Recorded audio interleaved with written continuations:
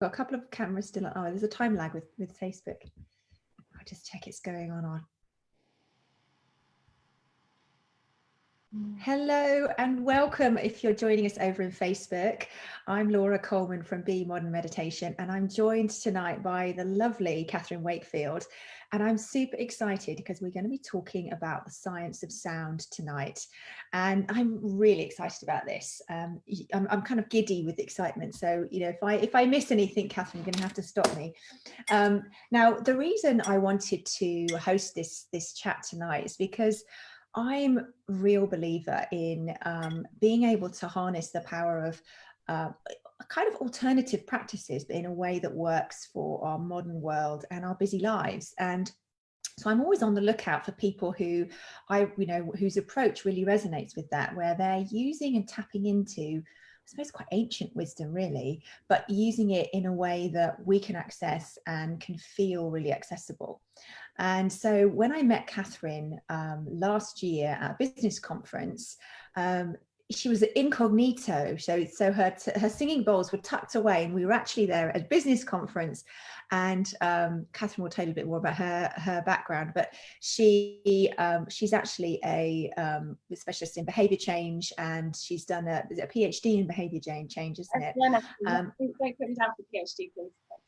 Oh, okay. Next. But she's a real, I mean, you know, in terms of her background, she's very, in a way, quite corporate, and you know, she's come from that real driven, results oriented, very real world. So when I found out about her singing bowl sideline, I was really fascinated and wanted to know more. And as I got to know more, I discovered that actually there was, you know, so much more to singing bowls than I'd realized.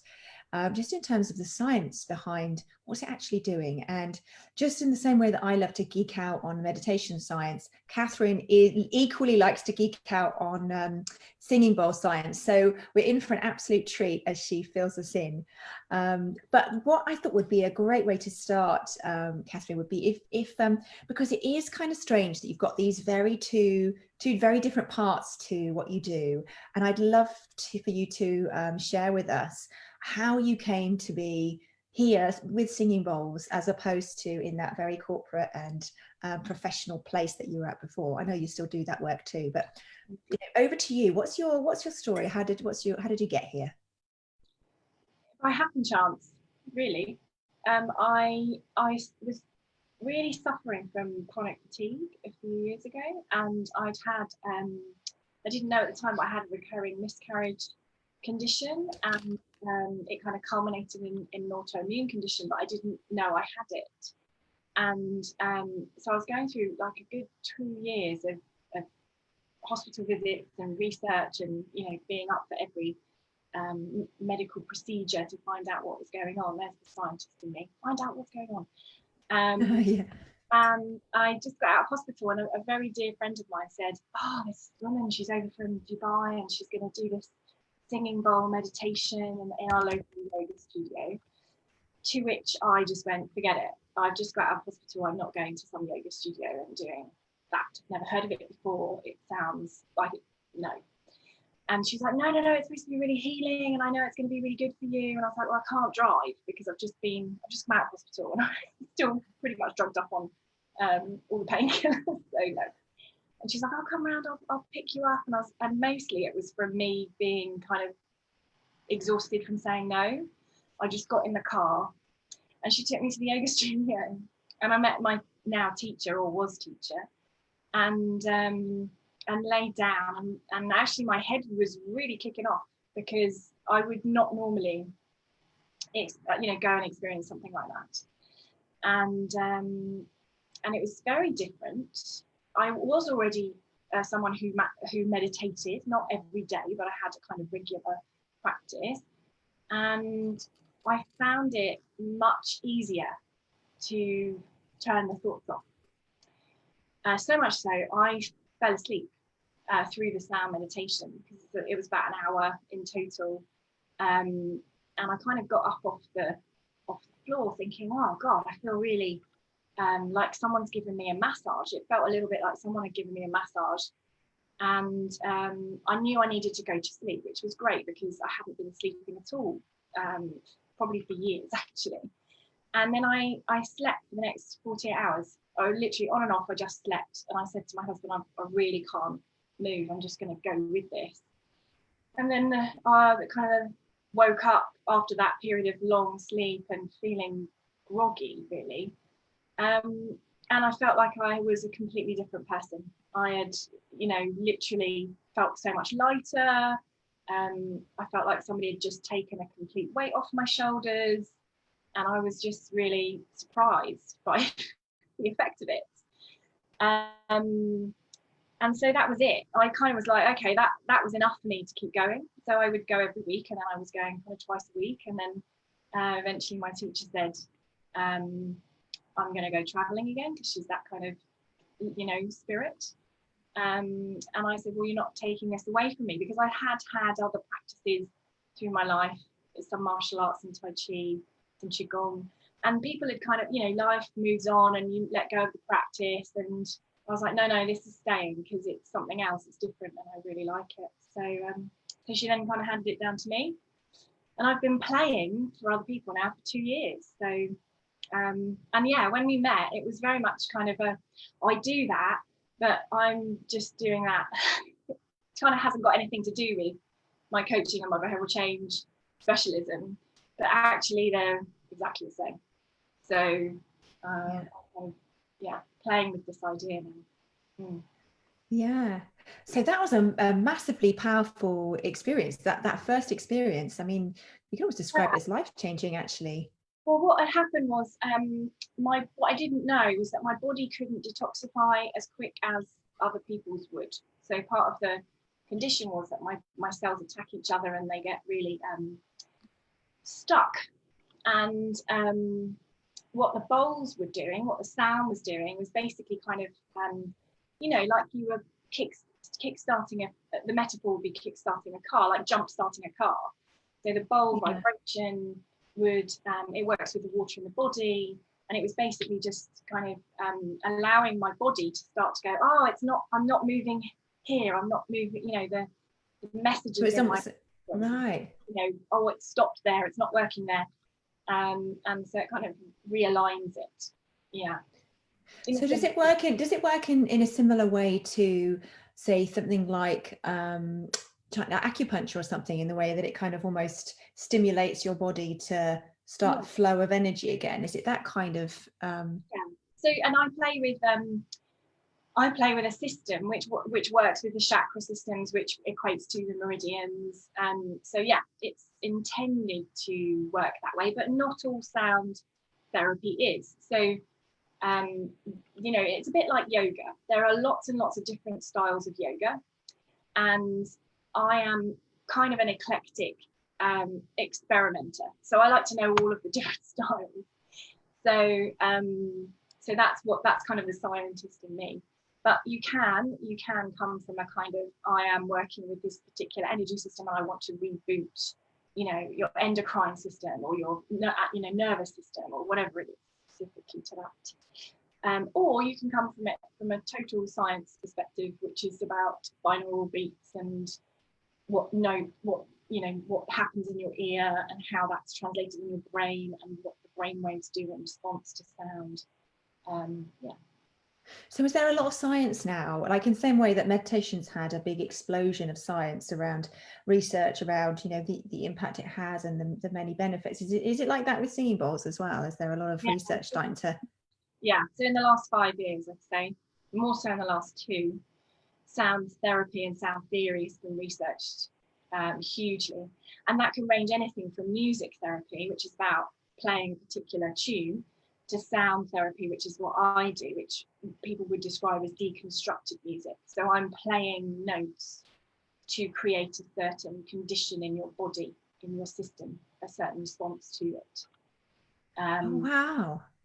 So how do you learn it? So when your teacher agreed to pass it down to you, like what's the sort of process of, because presumably there's an element of feeling into that, or is there like because something like what's it called, Reiki has got quite a process that you learn, hasn't it? But at the same time there's room for you to almost bring your own sort of flavor to it. Is it similar to that? How does it work? How do you learn? In my view, it's exactly the same. So the way I was handed it down is kind of a sacred lineage, and your you know, the basis of the practice is meditation.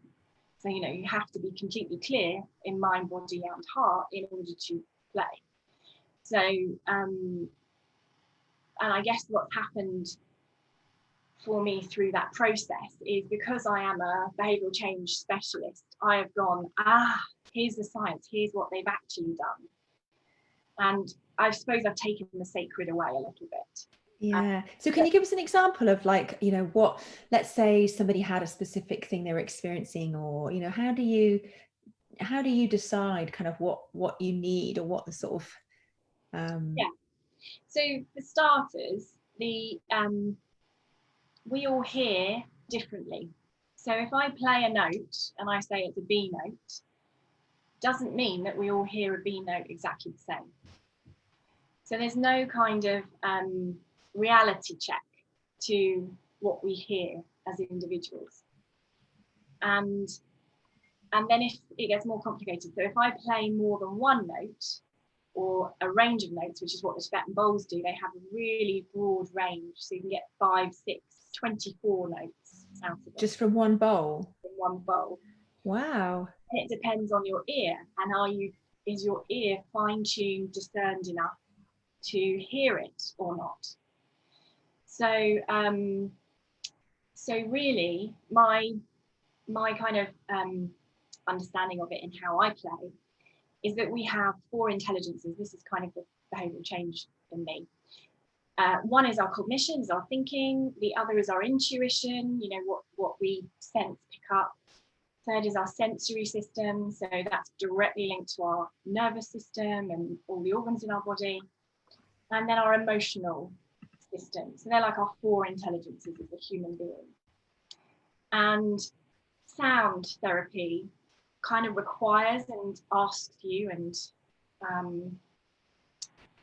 asks you to check out of that cognition and say, okay, leave that to one side for a period of time, and deepens your intuition and your emotional system, but through the senses. So the senses, as in the way you're hearing it and the way the vibration is felt in the body. Yeah. So if you're in the room, how I play is purely on, what am I sensing? Where am I sensing that in my body? What bowl is which sense, you know, what in me, and therefore what needs to be played next. And now I would say that the bowl plays me rather than I play a bowl. So it's kind of coming through you, really, is to and they will sound out of tune to start with, because what they do is they're not instruments. You can't tune a Tibetan singing bowl. So initially, you know, as I know my bowls, I know what they should sound like, or can sound like. They will reflect the sound of what's happening in the room, and then as you gradually continue to play them in a particular way or order, or follow which needs to be present first, I guess, they will gradually tune. And so that's like an interplay between the bowl and the people in the room, and where they are in the room and how they play.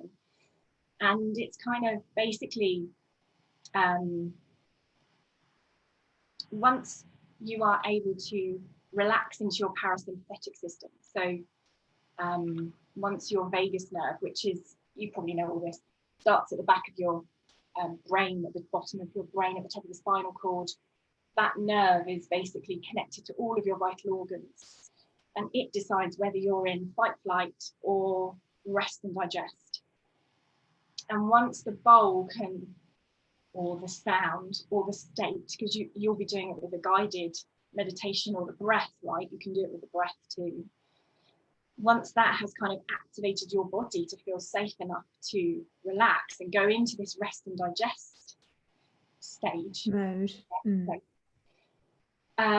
your body can align itself, like we know how to naturally do. any kind when of. we get out of our own way, our body is free to actually sort itself out. And there's a lot of science proving that now, isn't there, that you know, that actually we have a lot of self-healing capacity. And I always kind of, you know, it's always a kind of for me, it's a sort of kind of can be a semi-dangerous place to talk about, in the sense that you don't ever want people to feel like what you're saying is, oh, go and heal yourself, you know, and, you know, think happy thoughts and you can heal yourself. But there is a sense that actually we can work with our body systems much more than we do. And I'm fascinated by that idea that it's, you know, the room creates the sound as well. What happens if you're stressed? What happens if you as a practitioner are, I will, if you like, I will create a filter, right, on the bowl, so it will all be skewed. So, you know, my state, their state, the people's in the room state, it all matters. yeah. And I think that's why over time, like, probably as you found with your practice, the more you practice, the more it becomes familiar and more regular. The more is revealed to you, the more you can. So for me, the more I can hear. So my ears are really sensitive, and I can hear. You know, I can play notes out of my bowls that I couldn't play when I Interesting. first bought them. So I have a bowl that I bought, you know, 10 years ago, and I don't know why I bought it, because I couldn't play it when I first. I was like, oh, So how long were you kind of attending classes and stuff? Because you said you've been sort of teaching for 2 years. Presumably it took quite a long time to learn as well. Well, no, I've owned bowls for around 10 years. I've owned singing bowls because I was interested in them, naturally interested. So that's when so 10 years ago was when you first had that experience, that was that real transformative. Oh, no, that's just when I first started being interested in them, and I bought them because I was like, oh, interesting. Interesting. So you bought the bowls before you'd had an experience, and while you were still in kind of, you know, oh no, that's not going to be for me, going into a yoga studio. That's fascinating, isn't it? How, yeah, you know, you'd got called to something that, I love that, because I think that I often think when you're looking at, you know, when you've been on a journey to get to almost like doing what you feel like you should be doing, you know, when you get to that place where you're like, I'm really living out, I feel like I'm living the lives I'm meant to be living. When you look back, it's almost like, you know, part of you must have known, because there's things that you did that were like an apprenticeship that you didn't know you were on. And it sounds like that's exactly what happened for you, that you know, you were sort of, you know, you bought bowl 10 years ago. That's incredible, isn't it? But I think it's also about the sensitivity to sound. So my first memories of feeling really, really nourished and very safe was in my great uncle's farmhouse in Wales. I would sit up against the organ in the dining room, and I would sit at his feet as he played the organ, so I could feel the vibration from the organ. Oh wow! I originally. How old were you then? Oh God, I would have been five or six. And this is fascinating. Kind of dancing, so hence why my work is now embodied coaching. So I think you end up kind of in a bit of a cycle, don't you, with your own life, a little bit going back and forth. So it was kind of always there. Yeah. I really followed it until literally, so it probably was about 4 years ago. I came across, I had about maybe 3 or 4 years ago, I had that experience with my teacher. And then only 2 years ago was I kind of starting to play for other people and practicing that. Yeah. So it's almost like because one of the things I'm fascinated in as well is, you know, how do we create, as you, like, how do you create change in somebody's life in a really meaningful way, so that they feel like, because actually happiness, you know, is about purpose and about living a life of meaning in many ways, and which doesn't always mean that things are always jolly and happy, because while you're pursuing that life of meaning, life can be tricky. But it's really interesting how that journey kind of panned out for you. Like, is there any other kind of strange synchronicities? And I didn't intend to go down this road, but it's really fascinating me, your whole journey actually, about you know, how you've come into, like, in terms of your behavior change work. Because I know when we spoke last, you know, you were starting to really get a sense that actually you're two, you know, you'd felt like you had these two very separate things. Actually, they're kind of coming together. And you're so my research in coaching, which was gosh, it would have been about the same timing, so about 10 years ago, I researched what makes change happen? Like, what are the conditions in a coaching session that create change?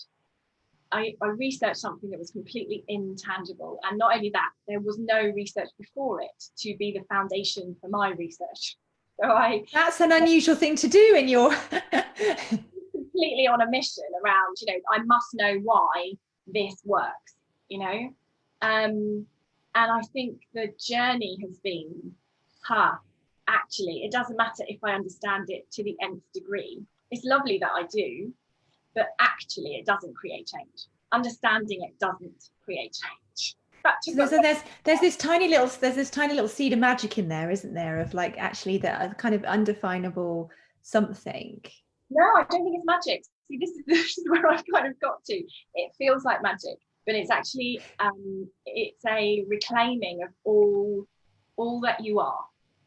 Yeah. And I think that's why meditation is so powerful, because in the practice of observing, of witnessing yourself, you are automatically reclaiming all of these parts of you that you wouldn't ordinarily pay attention to.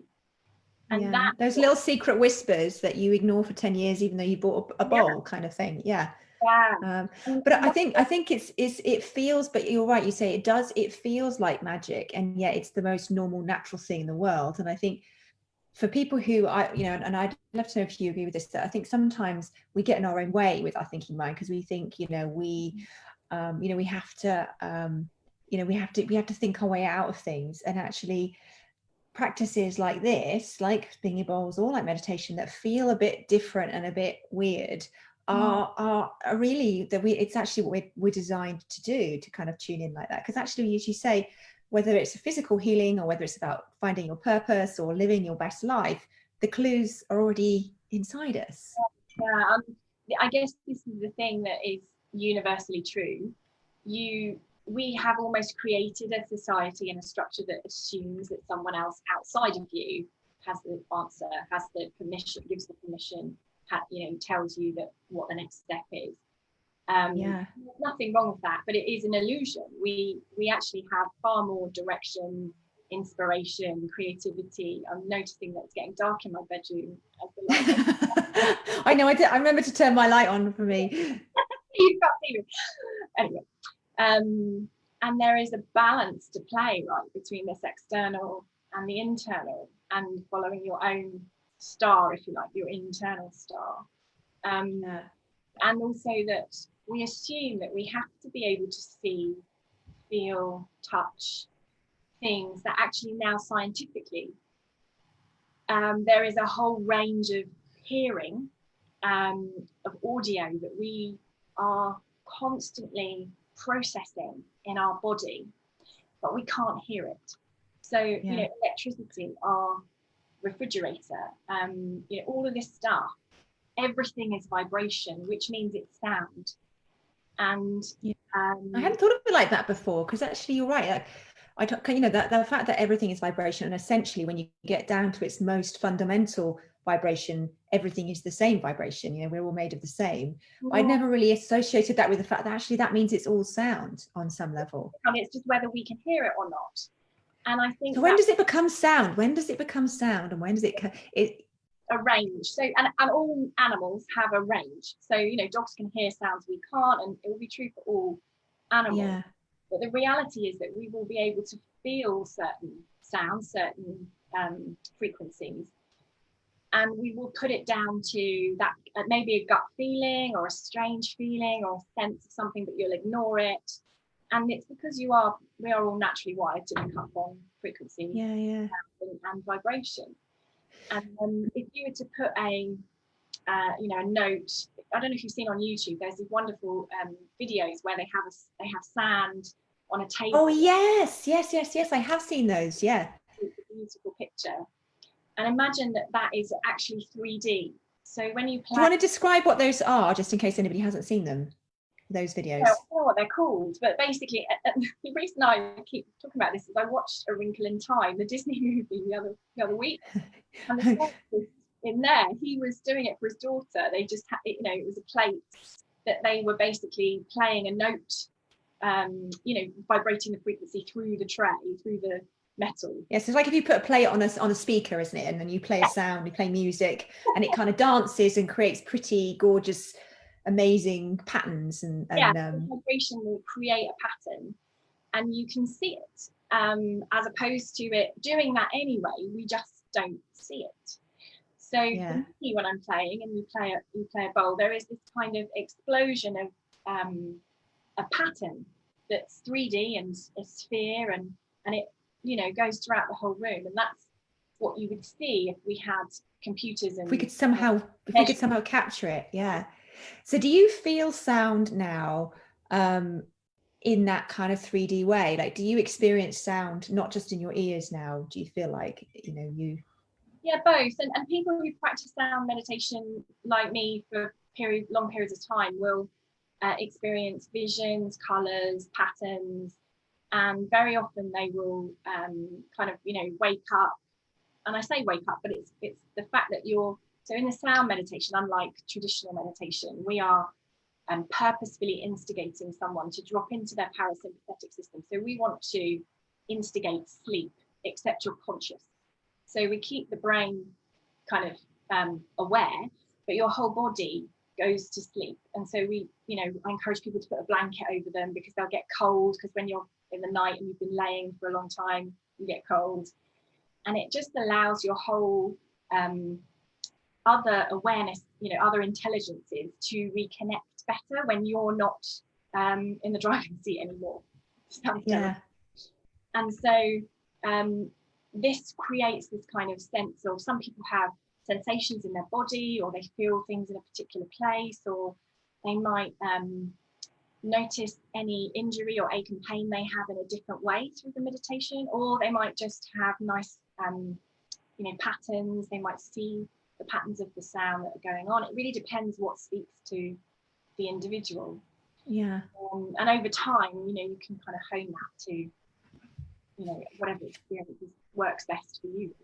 And is there kind of a minimum effective dose? Because in meditation, when I've sort of researched, you know, how much meditation does it take to, you know, how long does it take to switch that track from the, you know, to that sort of, you know, rest and digest mode?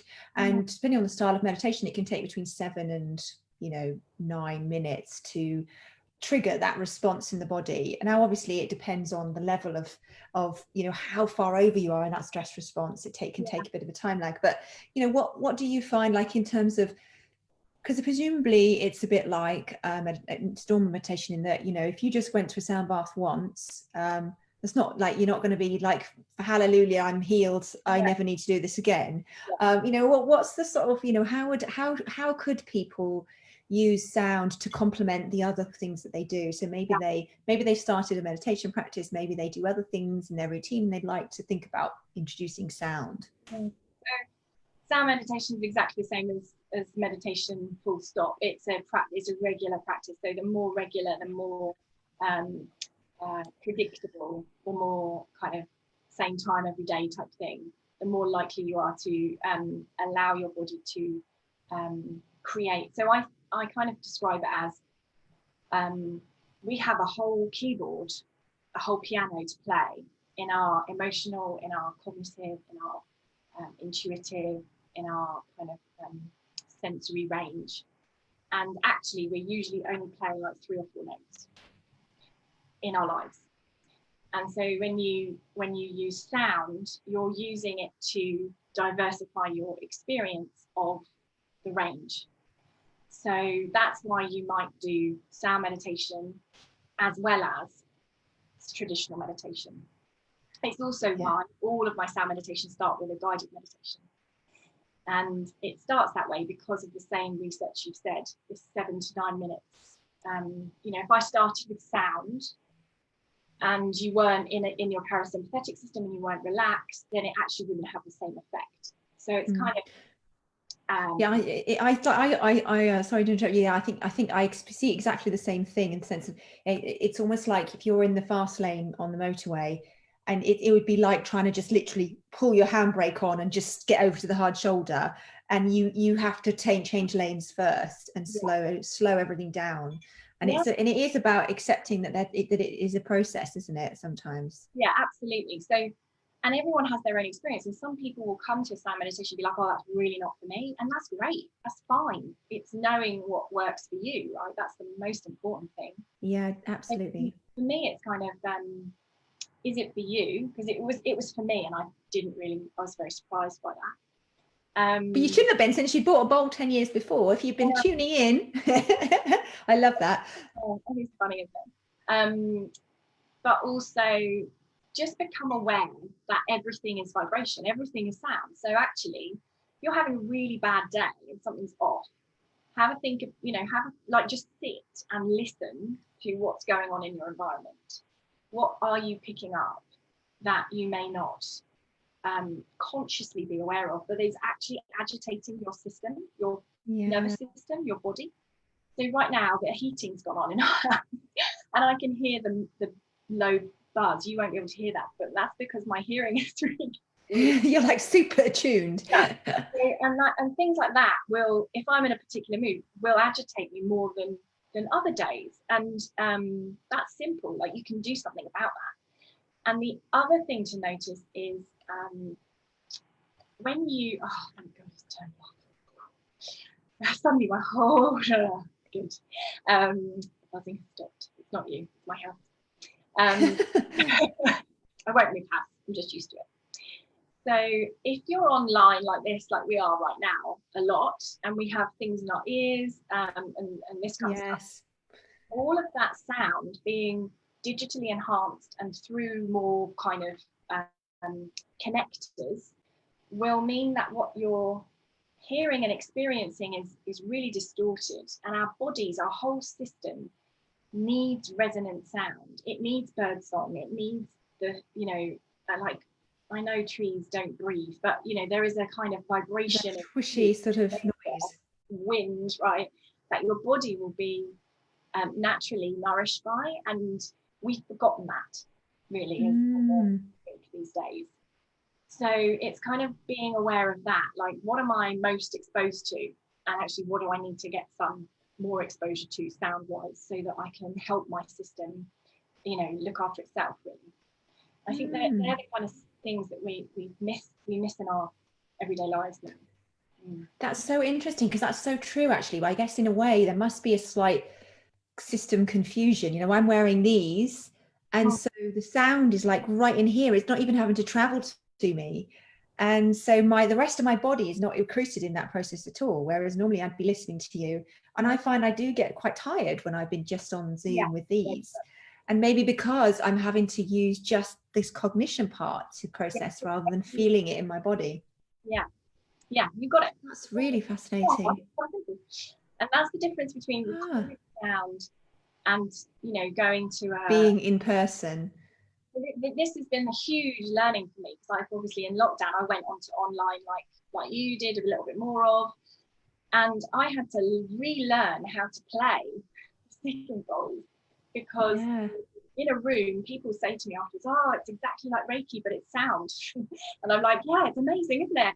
And I suddenly went, how on earth am I supposed to do that through a microphone? And actually what it meant was I was having to think about science of it. I was having to really know that when it's going straight inside your ears, or if it's through a microphone, well, for starters, you can hear things through my mic, because it's really sensitive, that you wouldn't hear in the naked ear. So there are advantages to that, because the mic brings out different notes. But actually you're then relying on a theory called binaural beats, which is when you hear one. I've heard of that. Yeah, one note one ear, another note in the other ear. Your brain will create a beat that's the difference between the frequencies. Oh, I wondered what that was all about. This is fantastic. I'm so happy to be learning all these things. And this beat becomes, if you like, the brain beat for your brain wave. And that's what creates your brainwave to change. So there's that, is it 53? There's some kind of frequency, because on Insight Timer, I know I've seen, so for those of you who don't know, Insight Timer is a free meditation app, and you can get all sorts of, you're on Insight Timer now as well, aren't you? Yeah, so we're both on Insight Timer. You can find both of our voices on Insight Timer. But it's free, but there's a whole section on binaural beats, and there's a certain, is it 53 gigahertz, whatever it is? I can't remember what it is. It's ideal, but it really depends on, again, for me, it depends on the person where they're at. Interesting. Yeah, I wonder, and it's about, it's basically, and so it's about that, what that they're trying to do with that then, from what you've described there, is maybe almost create the conditions in your head with what you're listening to, that you vibrate at that frequency, which is healing. It's like a healing frequency, or a relaxation frequency, or whatever frequency. Well, usually, yeah, so in brain waves, in sound theory, you're always working between expansion and contraction. So if you're suffering from anxiety or stress, or your brain is overthinking, it's got itself stuck, kind of like to think of it like, imagine, here's a great metaphor. Actually, I've got to credit this to one of my other sound friends. Yeah, he came up with this. I can't be credited, but it's brilliant. So think of your body like a vinyl record, and the middle of the record is your body. So the bit that's completely like the label, the bit that's you know, with the needle doesn't go round. Needle doesn't go round. That's your body, and then from outside your body, you've got all of these kind of like circles, basically, that your whole system reads. Let's call it that. And with stress, your needle will get stuck, and it will create contraction, which creates you know, kind of that. I can only do that on the record. And so in order to change your brainwave or change your state, we're working with expansion or contraction. So some people need the contraction in order to shift into expansion. So does that mean, so that's the certain type of frequency to cause contraction, is it? So you want to create a sound that sounds like, you want to create. So the reason I love my bowls is because they will reflect what they are feeling. That sounds mad because they're not feeling anything, but they will reflect the sound that is energetically going on around. So it's almost like they're receiving from the room a vibration of sorts, and then in response to that, they give a vibration off when you play them. A sound wave.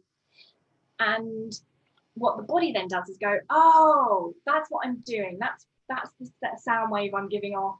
Oh, let's correct or adjust or move. Oh, I see. So it's almost like it kind of bounces. It's like a bounce back of like, it reads itself by what comes back almost.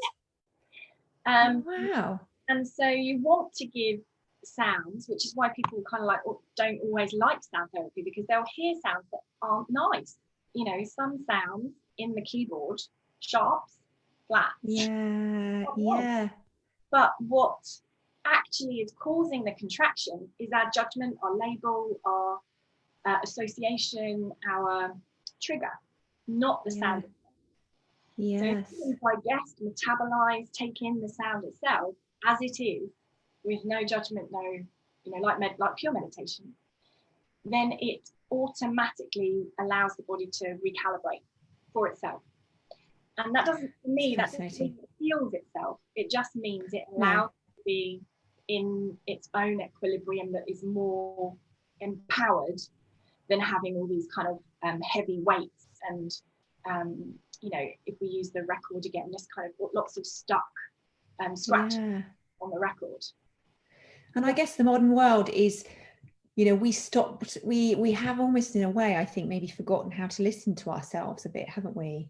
Yeah. You know, and we have, I mean, if you think back to what we would have been like, our natural state, we would have, as you said before, with bird song and the sort of movement in nature, like we would have been really constantly doing these micro adjustments, and yet we stopped that, and we're locked up in our heads, you know, busy, kind of being busy.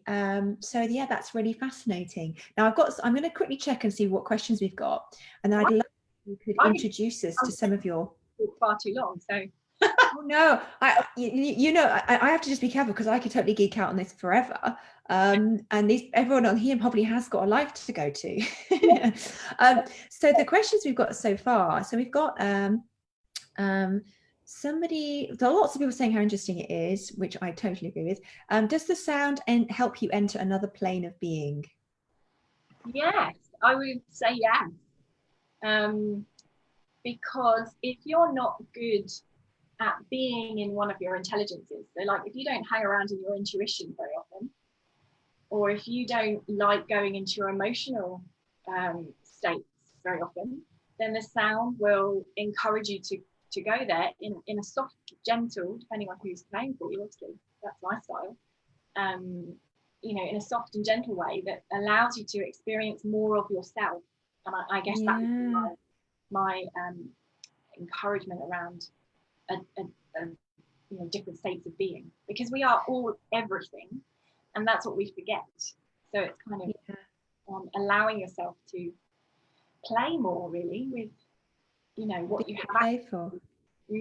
And I guess because probably for a lot of us, I know for me for a long time, and I still have this tendency for sure, overthinking is absolutely my nemesis, of being stuck in my cognition and thinking I can think my way out of things. Now we've got another comment here as well saying this is fascinating, especially for a Reiki. I don't know what that means. Seichim, is that a type of Reiki? Joanna, you'll have to let me know. Practitioner who's obsessed with all things energy as well as having a science degree. Weirdly, I had an online tuning fork session online earlier and I so love the singing bowls. Yeah, so Joanna's, I don't know if Joanna, if it was you, somebody messaged me to say that I did a little video earlier today and it come up on their feed and they'd gone, oh my God, I was supposed to be doing something on this before lockdown and it got cancelled. I'm so excited to be learning about this. I don't know if this was you, Joanna, actually. I don't know if she's still here. Yes, she is. Let us know, Joanna. And Pete, while I'm going to ask Kathryn to introduce us to some of her babies, some of her bowls. Now, the sound, she will kind of have a little play around with them, but you're not going to hear the sound as you've gathered from as we've talked about, really, that you're not going to hear the sounds as they would be if she had a super head-sized microphone or we were actually in studio, then obviously we would be able to do something a bit differently. But I thought it could be quite fun to meet some of the gang and always kind of get the inside track on your bowls now. So while I was doing that, if anybody's got questions, please do write them down in the chat and I would love to answer them. It wasn't me and Seichem. It wasn't you, Joanna. Oh, Seichem is a type of Reiki which uses all the elements, not just Reiki, as earth. Yeah, nice.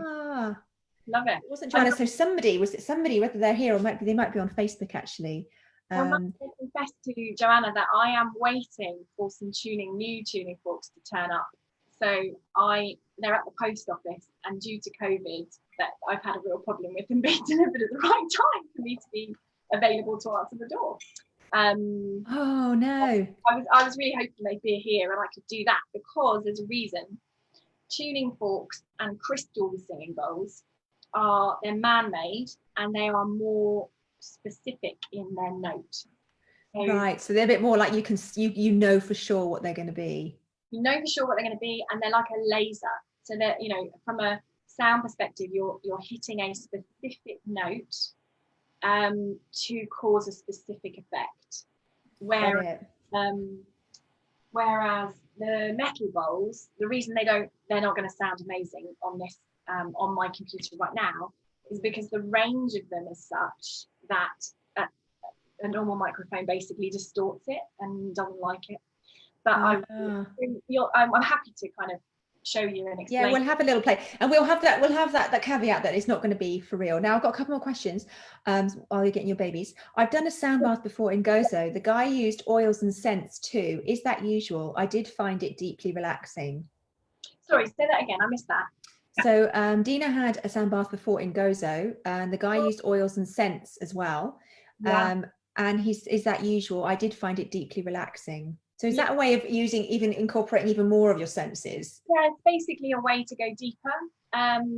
Smell is amazing for cleansing. So when I'm in this energy work, right? So as you're releasing, you want to have something cleansing to allow it to continue to release and not come back to where it was left.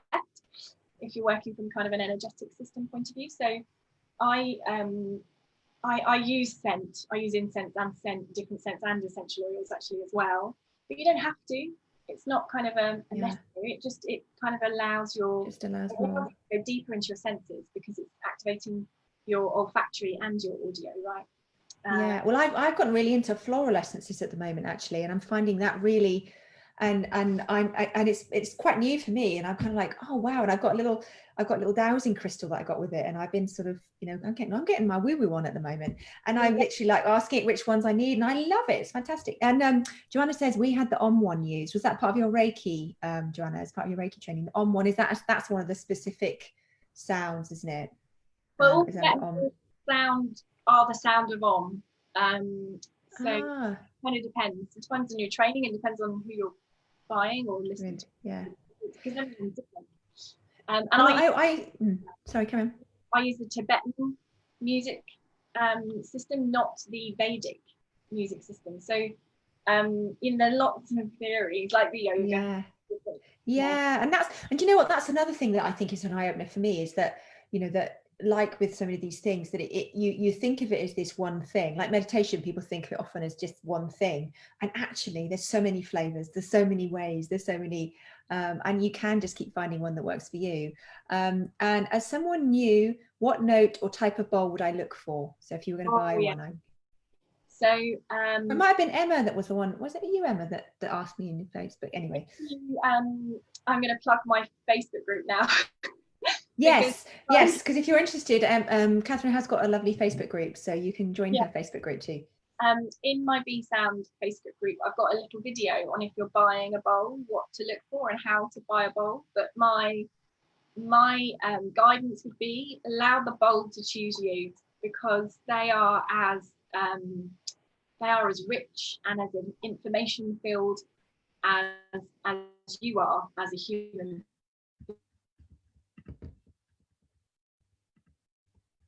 Oh no, I've frozen. Are you back? Oh, I'm back. I froze for a minute there. I got to, I don't know whether everyone else more than me, I got there is rich and then it froze. Let the bowl choose you. Okay, I'll try again. Let the bowl choose you, basically, because they are as rich and as diverse and as interesting as we are, in terms of what note you can get out of, especially a metal bowl. And usually we're drawn to the sound and the bowl that we need most right now. So this is my very first bowl. So would you go to a shop and almost just see which one you felt like you wanted to pick up? I don't do that anymore, but I did. That's how I started. Yeah. So this is the now I've got to ask you, does your bowl have a name?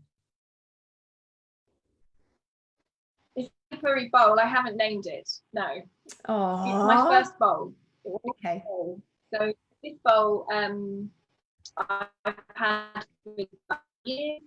I don't know why I bought it, because I couldn't play it when I found it, but I like the markings. It's got some really nice markings on it. So I like the markings. That's lovely. I'm just going to get a mallet while I just bend over. Yes. You're going to not necessarily hear it very well. But on striking, it's got like, so I'm going to hear 3 notes in that. You probably can't hear any of that.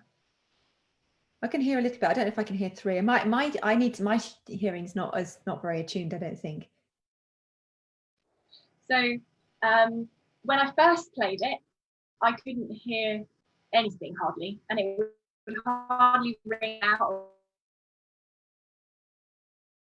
I certainly couldn't have done this, because there's a certain type of bowl that is not great for the stroking technique. And this took me 9 years to get this bowl to play. Wow. And then one of my mentors explained to me why that was, and I was like, oh.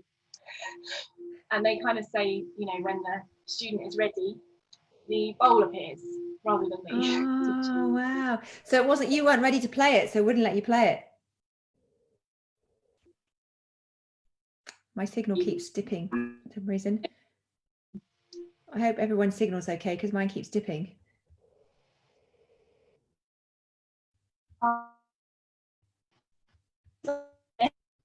Oh no, don't stick. Is everyone else's signal going? Because mine's been annoying. Oh, bless you, Joanna. I've just triggered her crown chakra. Oh, So keep amazing. breathing. Just keep breathing. So this is about this bowl is about it's about matter process before the process. There's 4 processes. I keep dropping out. Yeah, I think mine keeps dropping out. It's weird. Oh, it's you that's dropping out, Kathryn. Oh, it's me. Yeah, give me. Oh, it's okay. Yeah, I think it's you that keeps dropping out. I think I couldn't tell if it was me or you. I'm gonna grab a hard line because that will stop it. If you'll give me a minute. Is that... Yeah, perfect. I'm gonna have a quick scan of the questions. Yeah, go for it. I'm glad you love the woo woo crystal mad too, Joanna. Yeah, I'm love to join. Could you add the link somewhere? Yeah, I'll put the link to the group in the well, I'll send you, if anybody would like the recording, what I'll do is I will email everybody who attended, and I'll send you the recording, and I'll put the notes in there. So if you want to come back to it, then you can, and then you'll have all the information to hand. I'll put all of Kathryn's details in there if you want to look her up. There we go, that's better. So now another question here, not sure, first introduction to the forks. Yeah, the forks are different, right? So they're more specific, and so the ones I'm waiting to turn up have a kick, kind of a kick, what do I call it? Button that you put on. So actually I'm going to be striking the fork and then putting it on my body. Oh wow. To go directly into my skin. So yeah, so I'm more into the vibration than I am the sound. The actual sound. Yeah, interesting. Now, another question here. Is it best to buy your bowl in person rather than online if they pick you?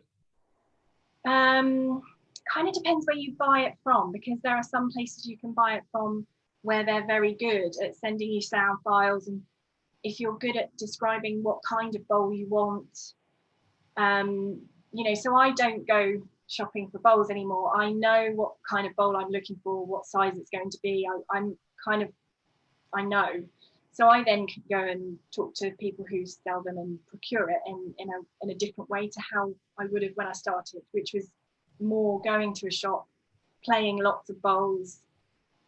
Just kind of hoping for the best. Yeah. So when you, in the video that you mentioned in your group, will that kind of go through where to look and, you know, places to find them and stuff? Okay, brilliant. So I will definitely put, and Joanna, if you've signed up, if you registered to attend this, I've got your email address, so you'll automatically go into my mailing list, and you can unsubscribe if you want to, but it means I will be able to email you. So if you're in this session, then you've managed to find me, so don't worry. And the one we were using was being waved to give off differing sounds. And somebody said, did I mention about the wind chimes just now? I saw wind chimes. I also have a water wind chime, which I'd love to know how to use better. So I have that exact one here, Joanna.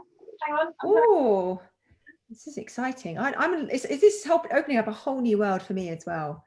This is the water koshi wind chime, which is what Joanna has.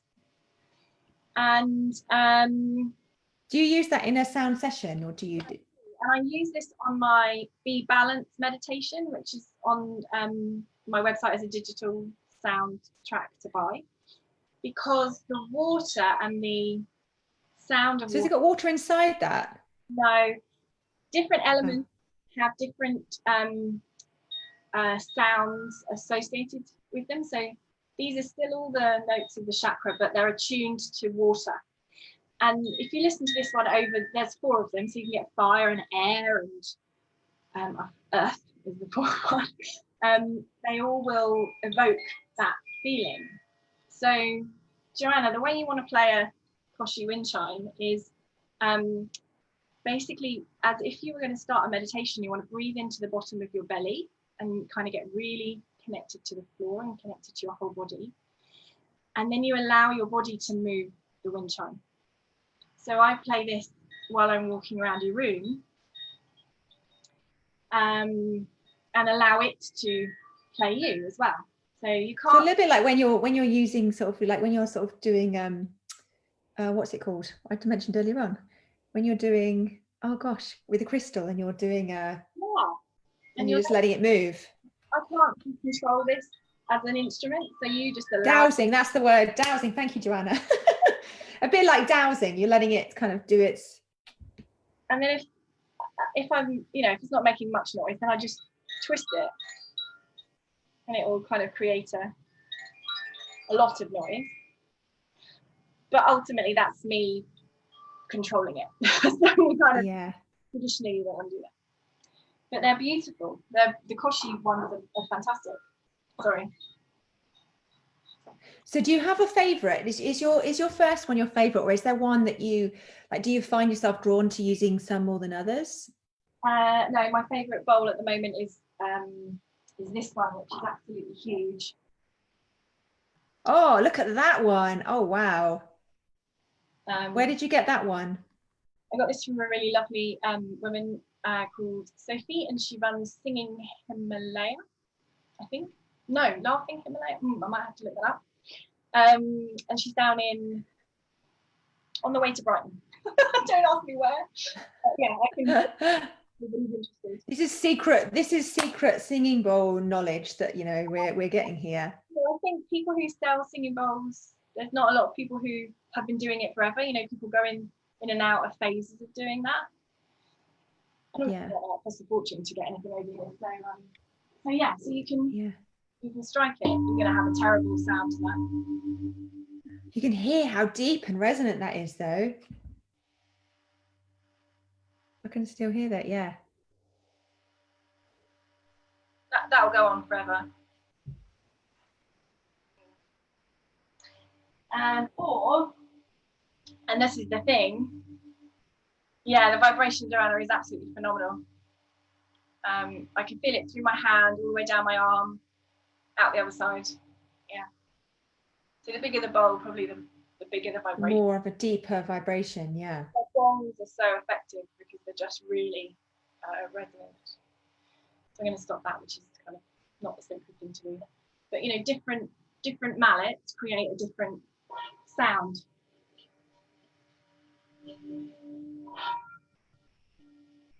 So you get a higher note rather than the lower note. Yes, interesting. I think your crown needs balancing, Joanna. Your crown keeps going. Or it's giving you sacred messages. You have to see what your dreams are like tonight. Amazing. So that's my favourite. That's my favourite because I think it's yeah, I like a big bowl. What can I say? I like a big bowl. I like big bowls and I cannot lie. Listen, what's this one? Oh, that looks interesting. What's that one made from? Crystal bowl. This is the crystal singing bowl. So this is more pure. It's rose quartz. So nice. Vibration of love.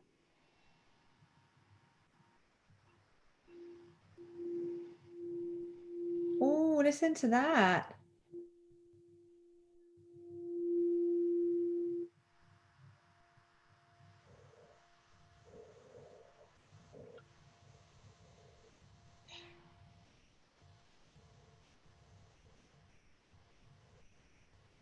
Yeah, it will go on and on. That's amazing. Yeah, it's really lovely, isn't it? Well, I'm just looking at the time, and I think this has been absolutely amazing. I've so enjoyed talking through this with you. Thank you so much. Now, I'd really like people to know how to find you. So I'm going to send people the links to your group.